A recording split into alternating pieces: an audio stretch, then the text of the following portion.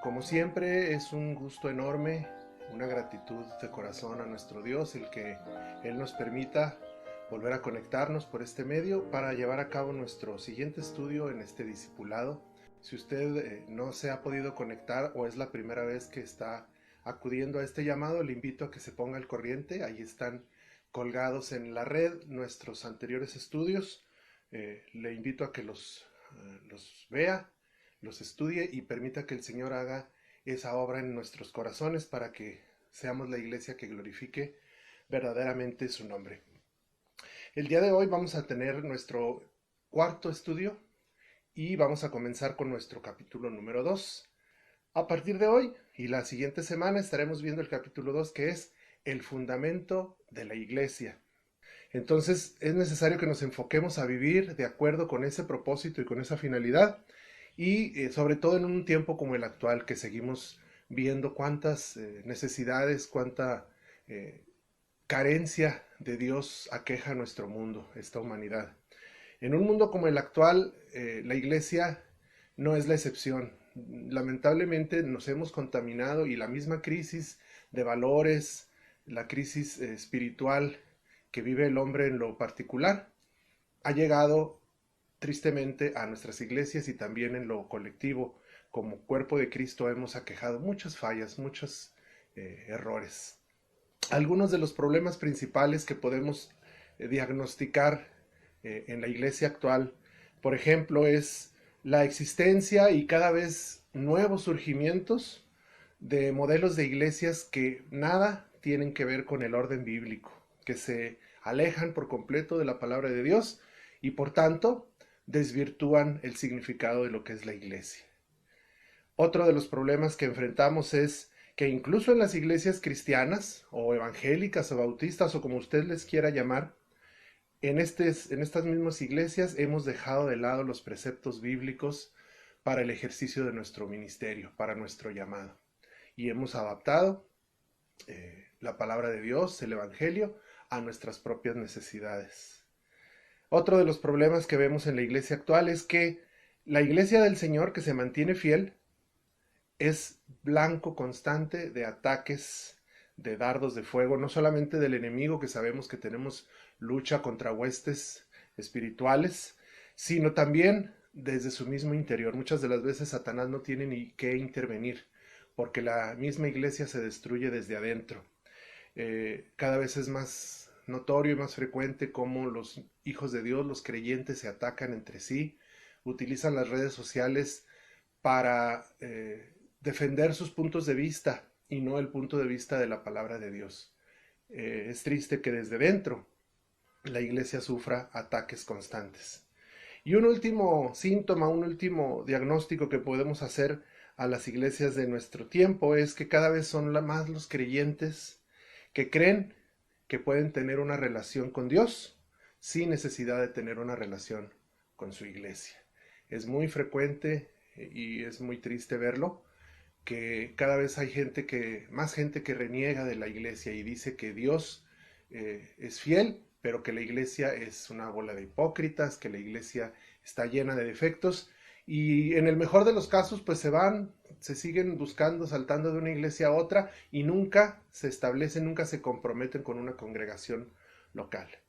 Pues bueno, es triste el panorama, a lo mejor es muy dramática la manera en que comenzamos este estudio, pero pues no es más que la realidad, es descriptivo este panorama, muy triste por cierto, pero lo único que nos alerta, mis hermanos, es que tenemos que regresar al origen, tenemos que regresar a las bases, volver al inicio de la historia de la iglesia, ahí en el momento en que Jesús la estableció, cuando Dios la fundó, y descubrir en qué momento nos salimos del plan de Dios, en qué momento salimos por nuestro propio camino, nos apartamos del que Dios diseñó para poder regresar a Él. Para esto, pues vamos a abordar los pasajes, los dos únicos pasajes, por cierto, que Jesús habló de este tema. Y coincidentemente, los dos se encuentran en Mateo, y están uno en el capítulo 16, que es el que vamos a abordar en este capítulo, cuando se refiere Jesús a la iglesia universal, a la que él habría de establecer con todos los redimidos que decidimos ser sus discípulos y que vamos a ser sus representantes en esta tierra. Y vamos a establecer con este pasaje claramente cuál es el fundamento de su iglesia en estas próximas 2 sesiones, la de hoy y la de la próxima semana. Y posteriormente, en el siguiente capítulo, abordaremos el otro pasaje de Mateo, capítulo 18, en el que Jesús se refiere a las iglesias locales. Pero eso será ya dentro de 2 semanas. En este pasaje de Mateo, capítulo 16, versículos 13 al 18, Cristo establece la ruta por la cual la iglesia habría de transitar durante el periodo de la gracia, que es en el que estamos actualmente viviendo, a partir de la llegada del Espíritu Santo el día de Pentecostés y hasta que Cristo regrese en su segunda venida por su pueblo, por su iglesia, se le conoce como el periodo de la gracia. ¿Por qué? Porque es cuando la salvación es por fe, no es por obras, no cuesta, ya le costó a Jesucristo hasta la última gota de su sangre, y es por eso que se llama el periodo de la gracia. Este periodo en el que está actuando el Espíritu Santo es el periodo en el que la iglesia está funcionando con las misiones que estábamos viendo en el estudio anterior, pero el principal, nos quedó claro, es glorificar al Señor. En pocas palabras, pero con un gran significado, una gran profundidad doctrinal, Jesús establece en este pasaje el fundamento de la iglesia, cuál sería su lucha, también una garantía de supervivencia y su triunfo final. Todos estos aspectos trataremos de considerarlos, vamos a darnos prisa para alcanzar de tiempo y así lograr el objetivo que les comparto, es el que pretendemos que este estudio llegue a permear en nuestras vidas. El objetivo de este plan, de este estudio, es que todos nosotros hagamos los cambios en nuestra vida personal y congregacional para representar a la iglesia de Cristo de la manera que Él lo espera. Así que le invito a que se involucre, a que se ponga en las manos de Dios y permita que el Espíritu Santo obre en nosotros con este fin. Y comenzaré con una pregunta. ¿Quién es Jesús para usted? Es una pregunta muy importante, con mucho peso, y sobre todo en cuestiones como las que estamos viendo que se trata de la vida de la iglesia, es necesario evaluar la respuesta que le demos a esta pregunta para darnos un panorama desde qué punto de vista estamos concibiendo el hecho de que somos parte de una iglesia, del cuerpo de Cristo. Esta respuesta nos abre 2 panoramas, o bien nos permite ver a Cristo desde el punto de vista terrenal, humano, y por tanto ver la iglesia como un rito, como una costumbre, como una sana, un hábito sano que podemos practicar los domingos, que nos trae, por supuesto, muchos beneficios, pero nada más. Es nada más la iglesia para nosotros un barco salvavidas en el cual nos subimos para alcanzar la salvación. O bien, si nuestra respuesta tiene más profundidad o más trasfondo en el ámbito espiritual, estamos entonces llegando a la conclusión de que la iglesia es la adhesión, el medio por el cual nos adherimos al cuerpo de Cristo y llegamos a ser parte del plan salvífico de Dios. Viendo el pasaje, pues, comenzamos analizando eso, que Jesús les hace esta misma pregunta. Al preguntarles Jesús, ¿quién dicen los hombres que soy yo?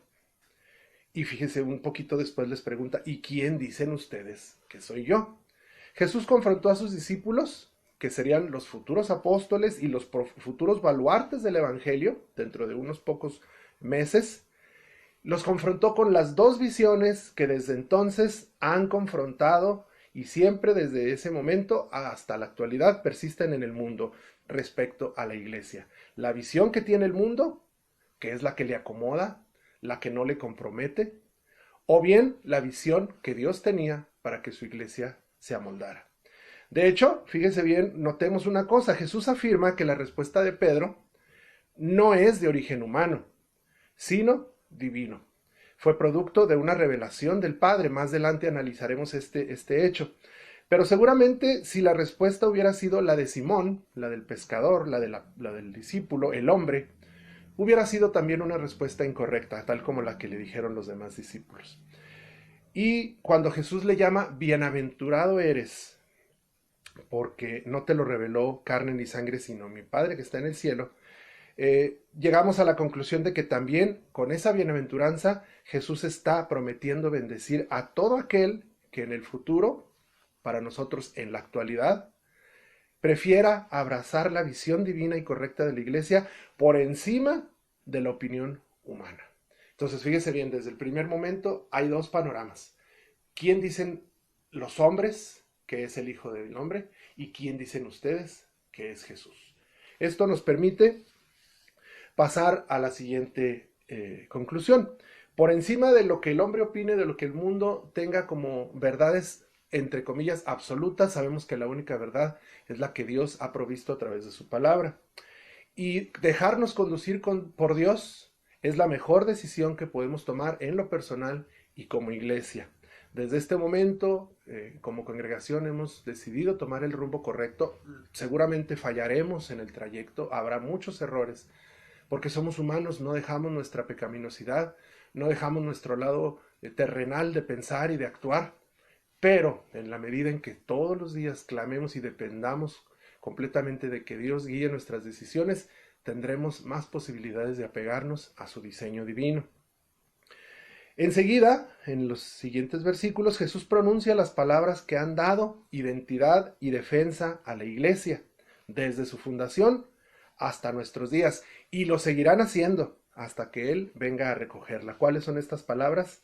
Las que están ahí, versículo 18. Y yo también te digo que tú eres Pedro, y sobre esta roca edificaré mi iglesia, y las puertas del Hades no prevalecerán contra ella. Con estas palabras, con este pequeño pasaje, vamos a llevar a cabo nuestro estudio, no solamente el de hoy, sino el de la próxima semana. Lo vamos a hacer de la siguiente manera. De esta frase vamos a tener 5 verdades fundamentales que Jesús nos dio para entender el misterio revelado de lo que es la iglesia. Esto esperamos y clamamos a Dios para que así sea, nos ayude a entender cuál es nuestra verdadera función como naciente congregación, de tratar de ser conforme al corazón de Dios, como es el título de nuestro estudio. Estos son los temas: el fundamento, la roca sobre la cual se edifica la iglesia. Segundo, la relación entre el fundamento, que es la roca, y el resto del edificio. Estos dos temas son los que vamos a abordar hoy, si el Señor lo permite, y la próxima semana los otros 3, la promesa y el diseño del constructor de la iglesia, la procedencia de los ataques contra la iglesia y la garantía de la iglesia. Y comenzamos con el punto número 1, el fundamento, que es la roca con mayúsculas porque estamos hablando de Jesús, sobre la que se edifica la iglesia.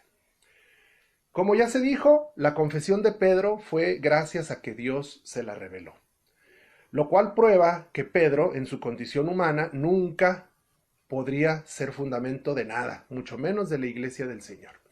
Muy probablemente Pedro, entre todos sus defectos, ustedes los conocen, era impulsivo, intempestivo, arrogante, ignorante, porque era hombre sin letras.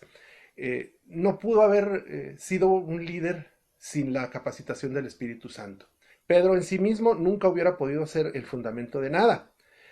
A través de Pedro, precisamente por eso Dios lo utilizó a través de sus labios para dar a conocer esta gran verdad.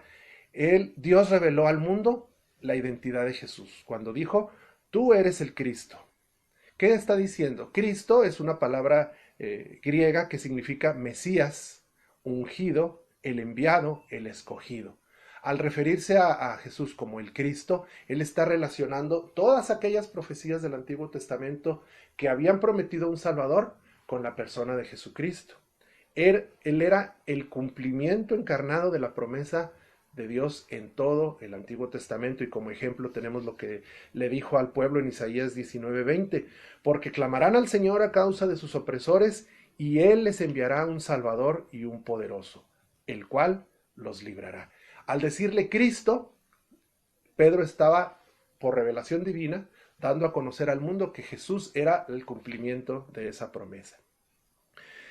Y cuando le dice el Hijo del Dios viviente, esta declaración justificaría de ahí en adelante, en todo lo sucesivo, que Jesús, el rechazado por los suyos, el humillado por su pueblo, burlado desechado y matado por el sistema religioso imperante en ese entonces.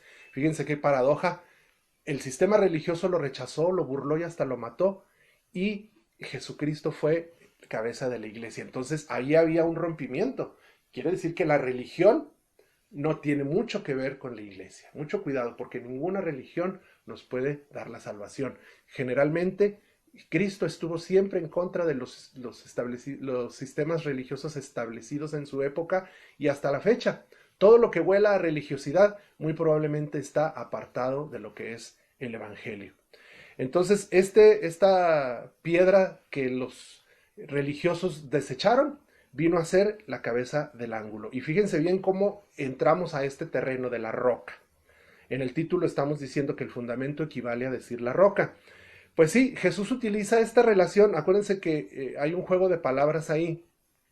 Simón, que era el nombre original del apóstol, significa piedrecita o piedra pequeña.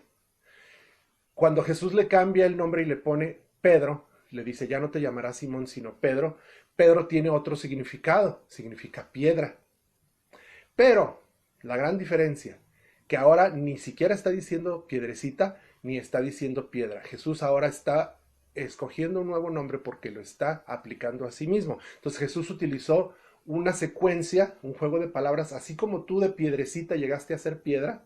Bueno, ahora la iglesia empieza a fundamentarse sobre una roca. Nada que ver con el símil de la piedrecita y de la piedra mencionadas anteriormente, sino ahora con la firmeza de una roca, la solidez en la cual está fundada la iglesia. Y fíjense bien cómo otros pasajes nos ayudan a entender esta importancia de lo que es la roca. Dice Isaías 28:16 que Jehová el Señor dice así: he aquí que yo he puesto en Sión por fundamento una piedra, piedra probada, angular, preciosa, de cimiento estable. El que creyere, no se apresure. Era la promesa. En este pasaje es solamente una profecía que Jesús iba a ser esa roca y esa piedra firme sobre la cual iba a descansar nuestra salvación y nuestra esperanza en Dios. Luego después, cuando ya el Espíritu Santo llega y la iglesia comienza a trabajar, en Hechos 4:11, los apóstoles le dicen al pueblo, este Jesús es la piedra reprobada por vosotros los edificadores, la cual ha venido a ser cabeza del ángulo. Esto tiene una connotación arquitectónica. Cuando se edificaba un edificio, todo partía a partir de los cimientos y una de las esquinas de esos cimientos era para poner la piedra angular. Angular porque en ese ángulo se iban a cimentar todas las demás columnas. Jesús representaba esa piedra angular sobre la cual se estaba edificando la iglesia.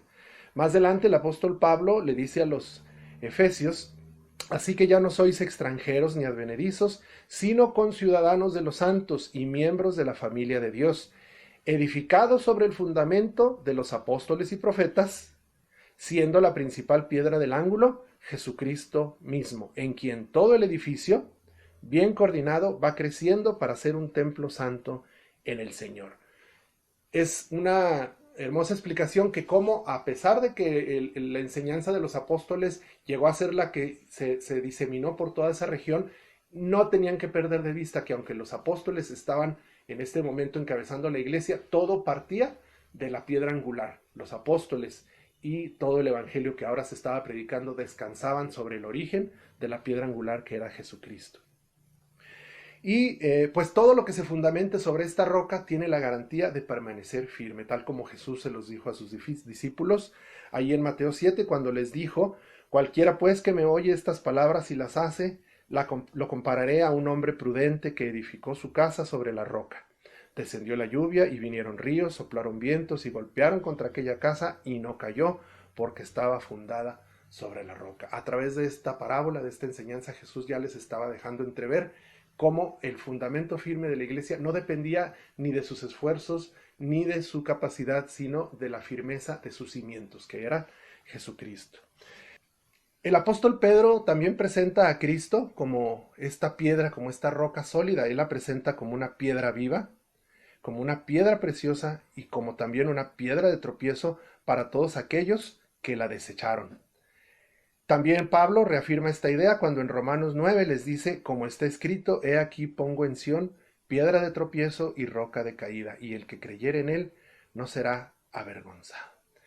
Qué hermoso es ver que nuestra seguridad, la esperanza de la iglesia no depende de lo bien o mal que queramos hacer las cosas, sino de la esperanza que Cristo nos da, porque Él cumple sus promesas, la iglesia tiene garantizado su porvenir, su persistencia, a pesar de nuestros errores y a pesar de nuestras deficiencias.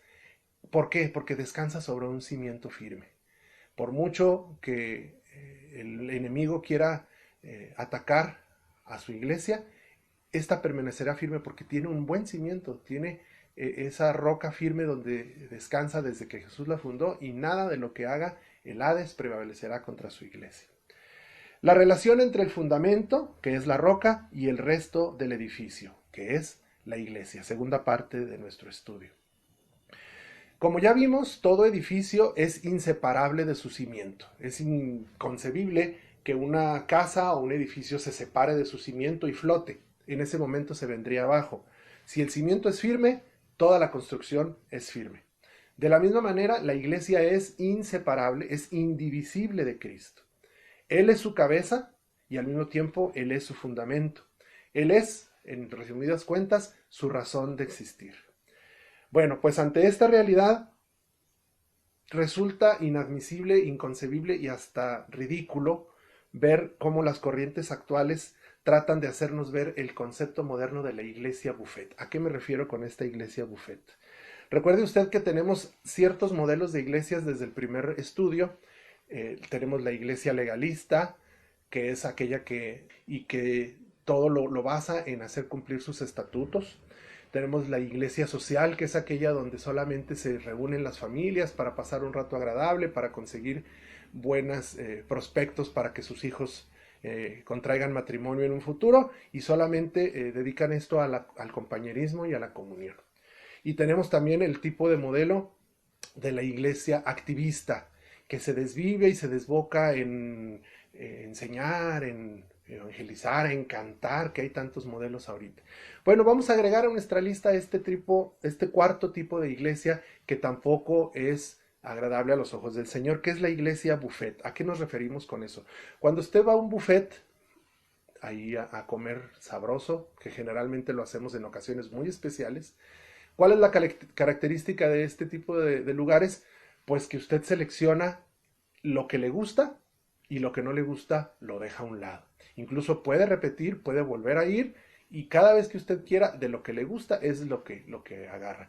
Y generalmente los niños pues se van a los postres, los grandes pues a las carnes, y pues habrá gente muy, muy sana que le gustan mucho las ensaladas. Pero fíjense bien, solamente toman lo que necesitan en la cantidad que necesitan y lo demás lo dejan de un lado. Bueno, este tipo de iglesias buffet, en ellas el asistente es un comensal más que solamente llega, observa, selecciona del menú lo que le gusta, con lo que se siente cómodo, y se da el lujo de desechar lo que le desagrada o lo que le compromete. Hoy en día existen muchos casos de este tipo de iglesias a modo, que ofrecen cultos, predicaciones que se amoldan y que le gustan a los asistentes, se amoldan a sus necesidades, a sus gustos, a lo que ellos quieren escuchar. Pues elevan su autoestima, les dan palabras alentadoras que les ayudan a sobrellevar sus semanas, que llevan a cabo este tipo de cruzadas en los cuales se unen y pretenden, en base a motivaciones personales, llegar a ser triunfadores, llegar a ser ganadores. Y pues impulsan a la gente a automotivarse y a confiar en sí mismos, diluyendo casi por completo, si no es que por completo, el evangelio, y solamente se amoldan a la sociedad y a la realidad actual. Este tipo de iglesias no incomoda al inconverso. Al contrario, le dice, bueno, pues esfuérzate, ahí la llevas. Estás en el camino, Dios es amor. Nunca se predica el evangelio con la claridad. Rara vez se habla del infierno, rara vez se habla de las cosas que le esperan a todo aquel que no ha depositado su confianza en Jesucristo. Pues esta no es la manera en que Cristo esperaba que su iglesia funcionara. Entonces, tenemos que tener cuidado de no caer en este tipo de iglesia, en este tipo de modelo. La iglesia fundada sobre la verdadera roca, que es Cristo Jesús, es una iglesia fiel, es una iglesia que predica lo que Cristo predicó, no las cosas a nuestra manera. Cometimos el error, digo cometimos porque formamos parte de esta generación, que en los tiempos actuales en el que el mundo cambió, cometimos el error de decir, bueno, pues si el mundo cambió, también la iglesia tiene que cambiar. Y fíjese cómo es una filosofía que permea y que lamentablemente se escucha y hasta se acepta como una verdad. La iglesia tiene que adaptarse al nuevo mundo. Tenemos que adaptarnos a lo que nuestros jóvenes están haciendo y los que los jóvenes están viendo actualmente. Romanos es muy claro cuando Pablo les dice, no se adapten, no se amolden al mundo. Esto no es lo correcto. Nosotros, el Evangelio no ha cambiado. Desde que Jesús predicó, Él siempre ha tenido el mismo mensaje. El hombre es pecador, el hombre necesita a Cristo y la iglesia está aquí para dar a conocer estas noticias. Estas buenas nuevas, sí, buenas nuevas de salvación, pero también es un mensaje de juicio, un mensaje de justicia que el Señor Dios dará en su momento, en el juicio, cuando aparte a los escogidos de los pecadores. Entonces, Cristo demanda de su novia, de su iglesia, fidelidad, ¿sí? Una fidelidad sin coqueteos con el mundo. No caigamos, pues, en este modelo de iglesia que no agrada al Señor. Conclusión. A reserva de abordar los otros 3 puntos que, como ya dijimos, la semana que entra vamos a tener oportunidad de estudiar, de estos 2 que vimos el día de hoy, vamos a obtener unas pocas conclusiones. La enseñanza de hoy nos deja una importante lección que quiero compartir con ustedes.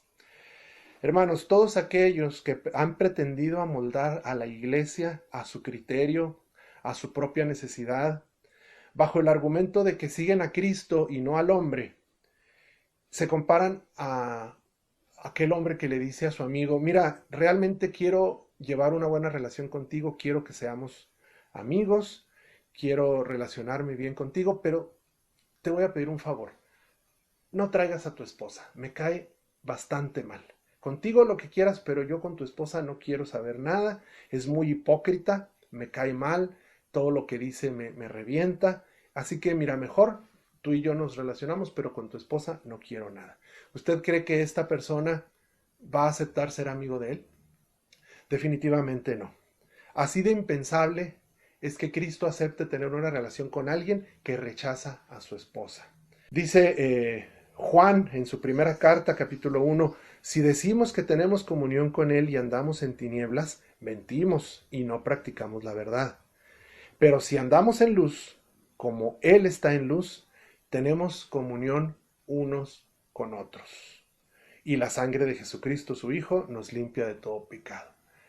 Parte de la evidencia de que andamos en luz, de que estamos en Cristo, es que podamos tener comunión unos con otros. La iglesia está pensada desde su origen, primeramente en ser fundamentada sobre Cristo Jesús y segundo para que tengamos comunión unos con otros.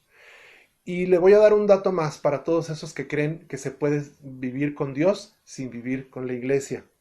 En el Nuevo Testamento, la iglesia se menciona, al menos literalmente, con su palabra, 110 veces, sin contar las referencias que se hace sin mencionar la palabra. Bueno, pues de esas 110 veces, 90 se relacionan con la iglesia local. El resto, como 20, habla de la iglesia universal. Y todos aquellos que dicen, es que yo pertenezco a la iglesia del Señor, aunque no me congregue.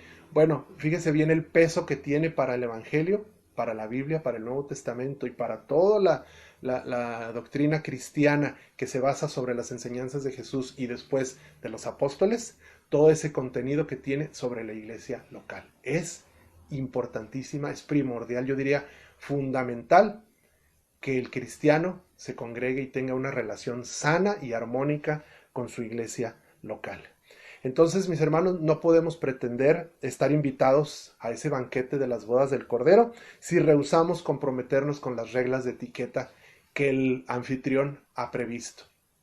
Sí, para ser invitado tenemos que apegarnos a lo que él nos diga. O llega usted a una boda en jeans, en tenis y en shorts, no lo van a dejar entrar. Las reglas para ese evento están fijadas y parte de ello es la relación que uno tiene con el cuerpo de Cristo, que es su iglesia. En la iglesia primitiva, analice usted todo el libro de los Hechos, nunca encontrará a gente que solamente participaba, a gente simpatizante. No, pertenecer a esa iglesia implicaba darlo todo. Dice que vendían sus posesiones, lo traían a los pies de los apóstoles. Algunos comprometían hasta su propia vida. Hubo mártires que ofrendaron su sangre y su vida por defender el evangelio y comprometidos con su iglesia. Es decir, mis hermanos, incluso hasta en los clubes sociales hay compromisos que se adquieren. Usted tiene privilegios, pero también tiene responsabilidades. No se puede pretender ser nada más parte del reino de Dios sin ser parte del cuerpo de Cristo. Yo invito a todos los que toman a la ligera la necesidad de congregarse, a los que sin ningún motivo de peso se ausentan de los cultos, se ausentan de la comunión. Yo le recuerdo que en los momentos en los que la iglesia se congrega a alabar a Dios, Jesús mismo viene y se une a nuestra alabanza. Yo le invito a que reconsidere y que no deje a Jesús con el plato servido, con la invitación en la mano.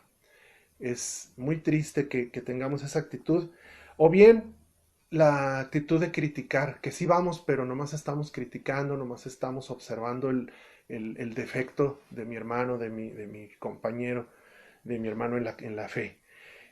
Estas actitudes, mis hermanos, hacen mucho daño a la iglesia. Como ya vimos, los errores y las carencias que tiene la iglesia local en muchas de las ocasiones se deben a estas actitudes erróneas que los cristianos estamos tomando y que estamos destruyendo. No lo vamos a lograr, por supuesto, pero estamos haciendo más por destruir la obra del Señor que por hacerla crecer.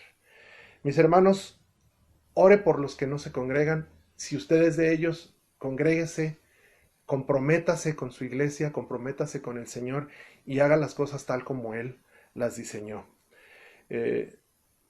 Expongan al Señor su error, su defecto, su necesidad y dígale: Señor, habla mi vida y empieza a hacer esos cambios en mí que yo necesito hacer. Empiece a amar a la iglesia tal como Cristo la amó, que se entregó a sí mismo para tenerla como una esposa sin mancha y sin arruga.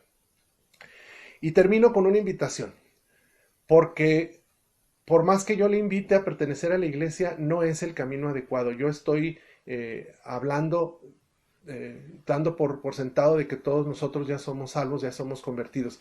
Pero yo me quiero dirigir a usted que a lo mejor nunca ha conocido el Evangelio, que no ha recibido a Cristo Jesús. Es mi deber y es mi sentir que el Señor me ha puesto en mi corazón advertirle: ninguna iglesia lo va a salvar. Nosotros le podemos admitir y darle su membresía, pero no ese es el camino a la salvación. El camino a la salvación es Cristo Jesús. Entonces, antes de adherirse a la iglesia, adhiérase primeramente al Señor. Si usted nunca ha venido a Cristo, reconociendo que es un pecador, reconociendo que solo no va a poder llegar al Padre, y no ha reconocido que necesita de Cristo Jesús, hágalo en este momento. Lo demás es automático, por sí solo llegará su participación en la iglesia. Pero el principal objetivo del Señor es que usted sea salvo, que usted alcance la vida eterna. Todos ustedes que ya han aceptado a Cristo Jesús, el compromiso es ahora hacerlo con la iglesia del Señor. Pero a usted, amigo o amiga que me esté escuchando, pero que no ha sido perdonado en sus pecados, yo le invito a que lo haga en este momento. Primeramente es necesario que usted forme parte del reino de los cielos viniendo a Cristo en arrepentimiento y fe. Allí en su lugar, en su habitación, en donde usted esté, cierre sus ojos, arrepiéntase, dígale a Cristo: soy pecador, necesito tu perdón, y venga a formar parte de la familia del Señor. Esto es pues la invitación que tenemos el día de hoy. Recuerde que ninguna iglesia le va a salvar, solamente la fe en Cristo Jesús. Al venir en arrepentimiento es como usted puede obtener el perdón y darle la vida eterna. El día de hoy la tarea van a ser las siguientes preguntas. Hoy sí voy a pedir que me manden sus respuestas. Tome nota y estas son las preguntas que me va a responder, porque con estas preguntas vamos a trabajar el material para la siguiente sesión, para la siguiente clase. Yo le voy a pedir que usted me conteste en una hoja y me mande la foto de sus respuestas. ¿Qué beneficios me da pertenecer a la Iglesia de Cristo? ¿Qué compromisos tengo con ella y cuáles me comprometo a asumir? Mándeme sus respuestas, la próxima semana comentaremos algunas de ellas y yo le invito a que siga buscando al rostro del Señor en oración, en una relación cotidiana, constante, en la búsqueda de su voluntad. Muchas gracias por habernos acompañado en este estudio. Esperamos que el Señor haya hablado a su vida y les esperamos la próxima semana. Que tengan ustedes un muy buen día.